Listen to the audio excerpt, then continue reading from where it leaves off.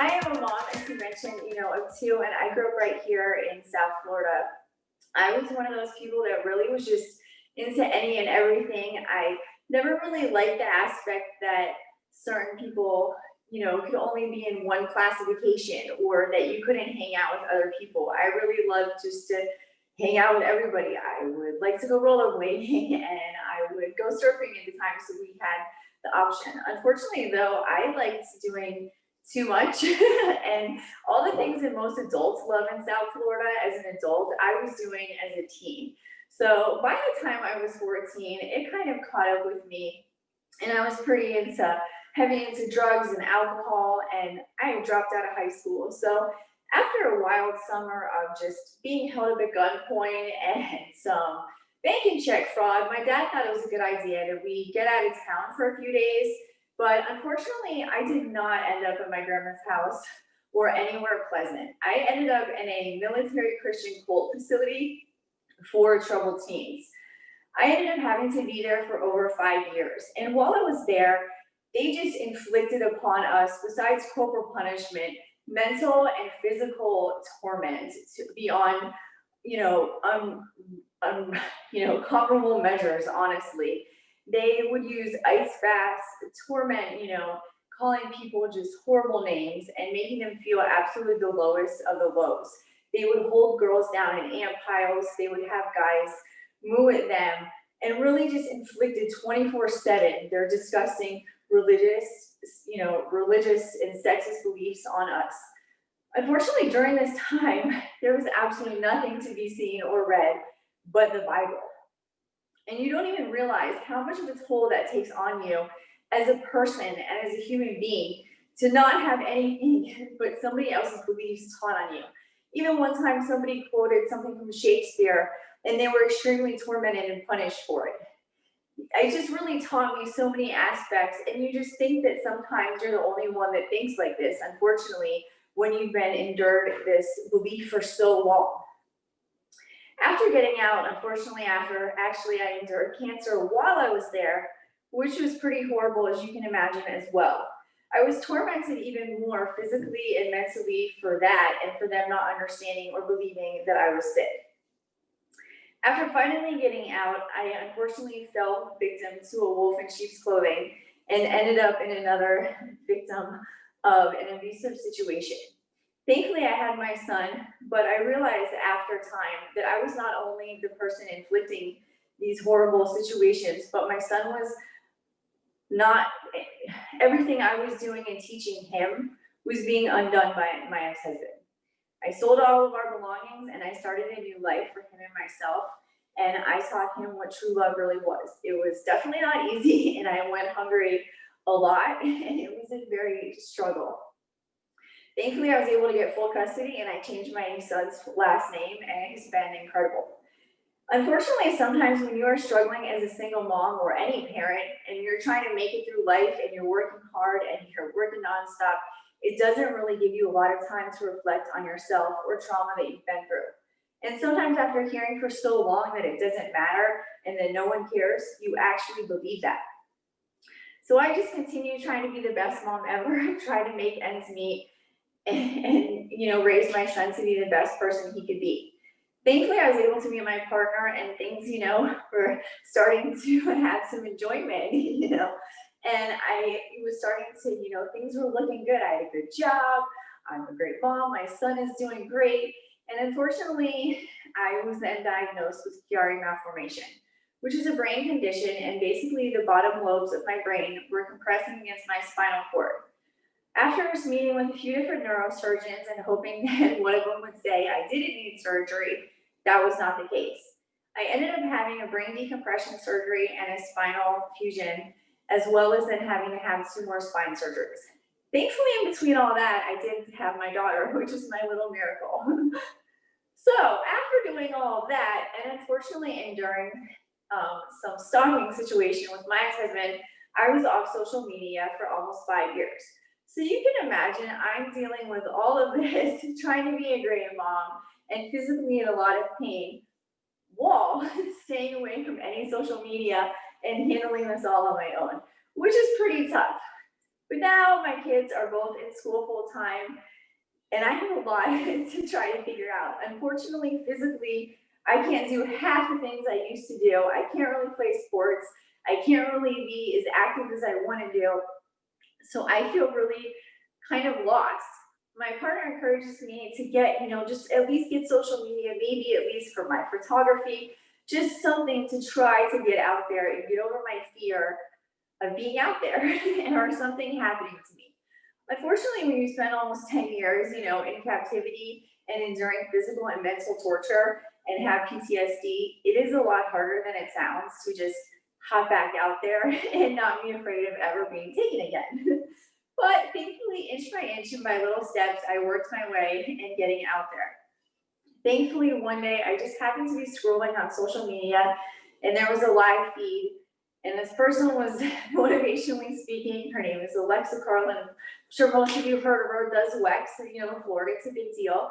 So I see her and I was like, oh, besides Tony Robbins, honestly, I hadn't really heard, after living in my bubble, that many motivational speakers. And I've been discouraged my whole life. Like, don't talk about it. Nobody cares.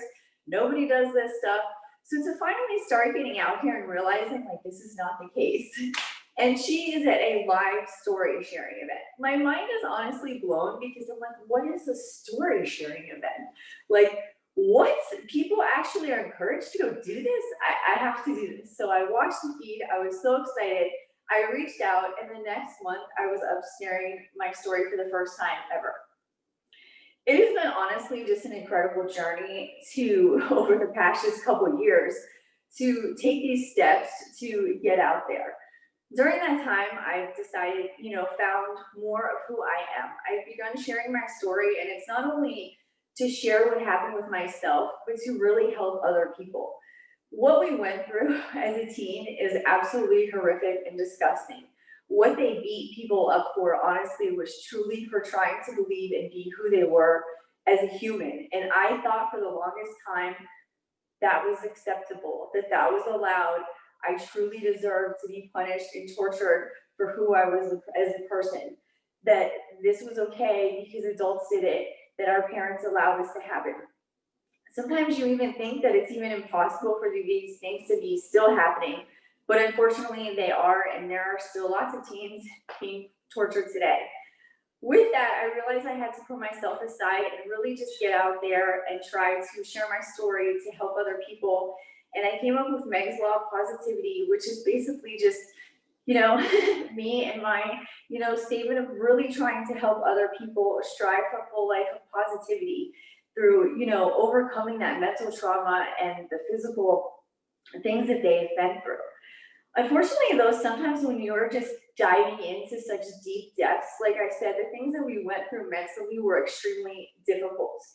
Even the day I was left behind my dad, within moments, my whole entire world was ripped away from me. I went from expecting a hug from my grandma to having a group of strangers literally jump me, strip me down naked, delouse me, and tell me that I deserved every minute of it. They, ripped off all my jewelry and took out my piercings. And as I screamed and begged, pleaded for my dad, he turned away and left. As you can imagine, as a 15-year-old girl, it was the most traumatizing thing.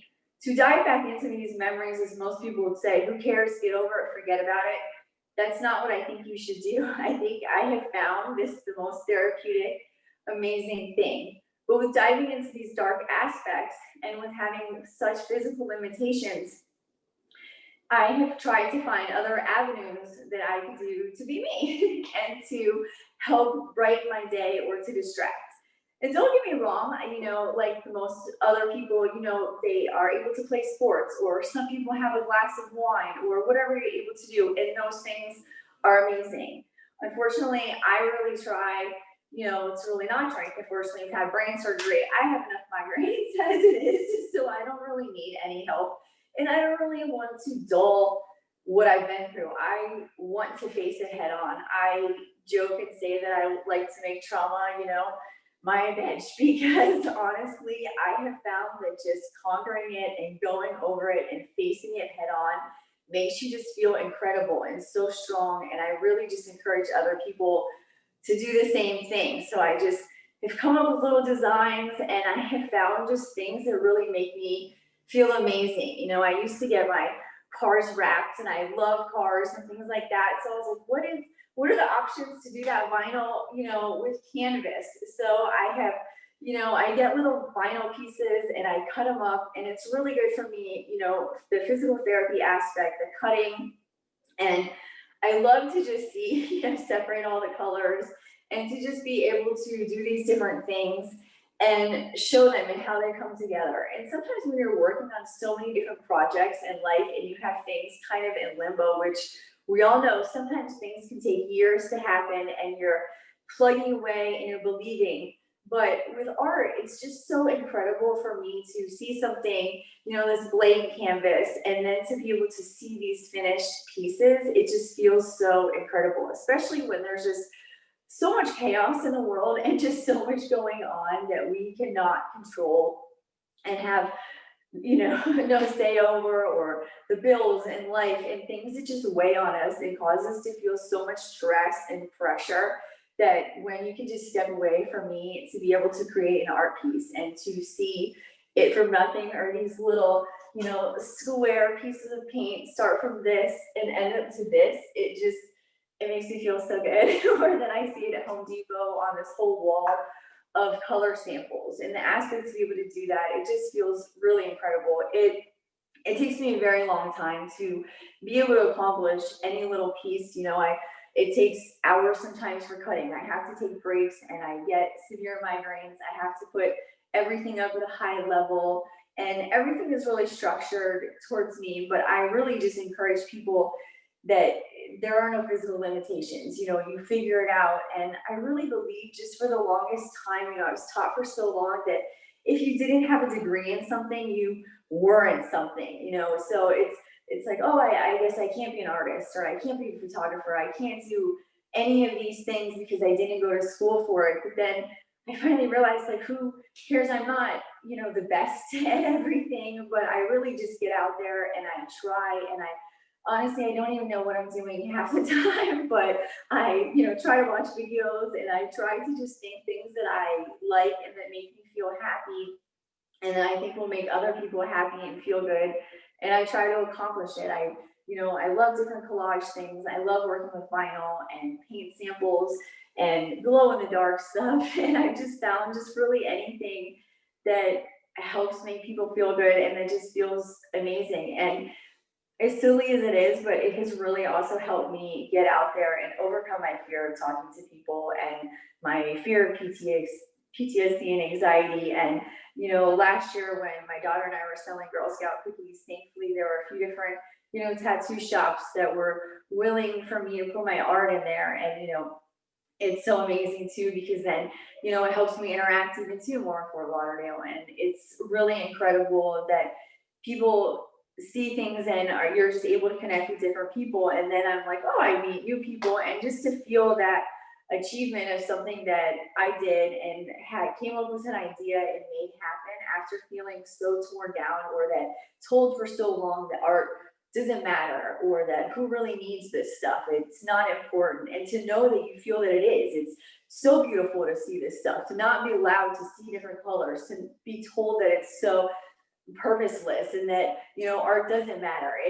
I believe incredibly that it does, and it's such a relief. And part of even just getting over everything, which is, I love going down to Wynwood and just discovering so many different artists and connecting even with them online, and then inspiring with you. I had a few different graffiti artists even help me with my Meg's Law of Positivity logo, and it's just incredible to find the different aspects that artists, are out there. And just, if anyone feels that I'm not an artist because I don't know what I'm doing, or I'm not as good as somebody else, I encourage you to never feel you're not ever as good as something. It's really just about getting out there and being yourself and being different and giving it all that you have.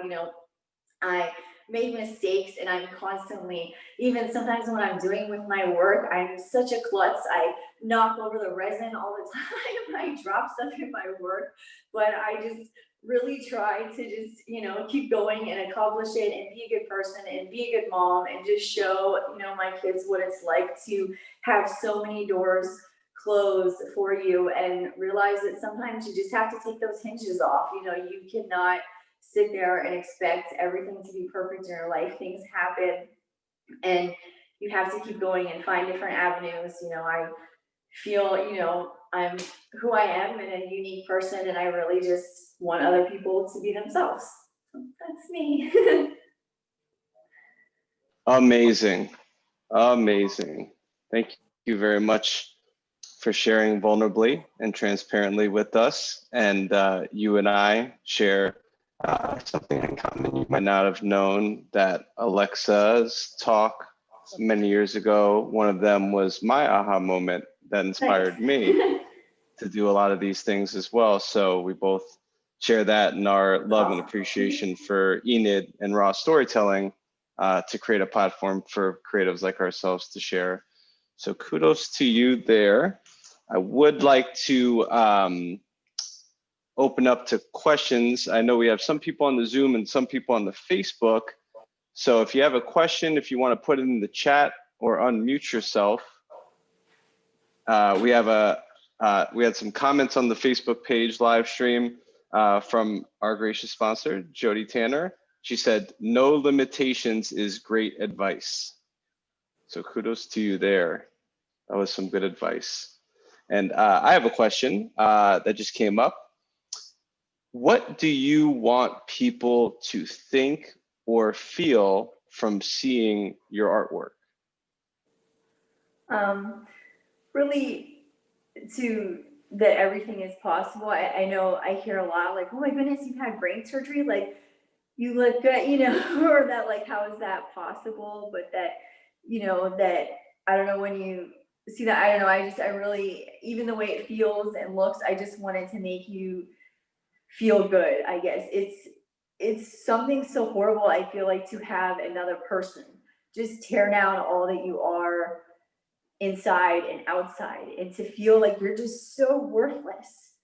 And I know it's just art, and but to be able to help someone realize like, wow, this girl has just, and I tried, recently to like, when I took some of my artwork down, new stuff to the tattoo place, and I put up just a little story about myself, because it's like, I really want people to understand the motivation behind it, that it is just the colors, to see, to help you come from a dark place.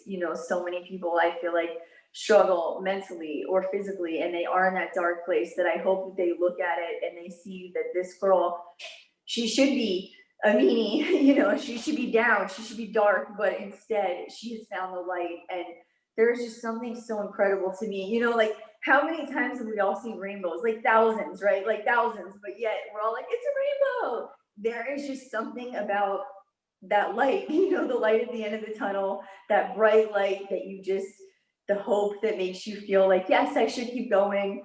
I should get out of this dark hole. She did it. This is me missing part of my skull. It's not easy. I vomit a lot. I get migraines, but I really hope that this helps people feel like, yes, that little bit of light or sunshine, that rainbow, that helps you feel like I should power through when I see it. So that's Amen. Well, very well put. And yes, everybody is going through something, if you can see it or not. It's very good to practice kindness and positivity and keep these things in consideration, as everybody's fighting a battle that we might not know anything about. For those that are moved and motivated by your talk and by your work, how would you like either other artists or other people to engage with you? What are some things that, a painting class, a commissioned artwork, how would you like people to reach out to you? I have right now, some of my artwork is a Borrow Time tattoo. It's available if you want to look at it, or you could reach out to me via Instagram. It's Meg's Love Positivity. I also working on a podcast. I have a few episodes out. It's called Real with Richter. I also have an Instagram for that as well. And my website, it's still coming along, but you can still check it out. It is www.realwithrichter.com as well. Basically, I'm one of those people that I'm not maybe the most softest motivator, but I am the person that, you really want down in the trenches, the person that when it's really time that will motivate you to get it done. And, who better to have someone that's actually been through the fire fighting it with you than someone that's terrified of fire. So I just really encourage people through all of those aspects. You can feel free to message me any of those ways. Like I said, my art you can see, but I love to really mentally, I kind of consider myself a mental motivational superhero because I really just encourage people to mentally keep going. I motivate you so much to, face that trauma, to realize your triumph and to conquer on. And so I'm really just here in any way to encourage people and help people. And please feel free to buy my art and support me in any aspect, but no pressure. Amen. And we have one final question from Miss Jody Tanner again. She says, "It is amazing how art got you through such tough times. Have you considered writing, or do you journal? It could help many to hear your story and how you overcame." Thank you. I am working on that. I think actually I just had published a little thing I wrote yesterday. It's on a website called Love What Matters. Many of you may have heard it. They also have an Instagram, but if you go on their Instagram, Love What Matters, and click on their bio and click on their website, like the first story actually that pops up was just published yesterday. So it's a little bit of my journey, what it was like growing up in South Florida, and what it was like enduring the cult and what we went through and everything, and really how I dealt with everything physically and mentally with my cancer journey while being in the cult, which was really difficult, as you can imagine, because basically it was over in Arcadia, Florida, which is on the west coast. It's not too far. So I would get picked up in the morning, start my treatments. If anyone's ever had to do colonoscopies, barium enemas, the chalky stuff, I would get to spend the car ride across Alligator Alley drinking that, and then take tests all day, and then go back to hell. So I talk a little bit about that and finding my strength as a person, and what it's like to explain to people that so many times people will tell you to get over your past or to forget about it. And I'll be honest, that's just not possible, especially as a cancer survivor. I'm reminded all the time. And I was told really for the longest time that my journey didn't matter. So I've really found that with finding that, to be able to even share my cancer story and help other people find the strength to, a lot of people maybe don't have support through the journey, and I don't want them to feel alone, because I know what that was like when you hear so many positive cancer stories of what people coming together for them and cheering them on. To not have that aspect, it's really difficult when it's so waved in your face. So I have written that. I'm working on it, but it's waiting to be published. But it's another thing called like the mental millionaire, I think. So I'll be sharing all of these things as well. But I've worked on starting a blog on my website as well to write a little bit, and I'm hoping eventually to get a book published on writing and writing away on that. So those are my goals there.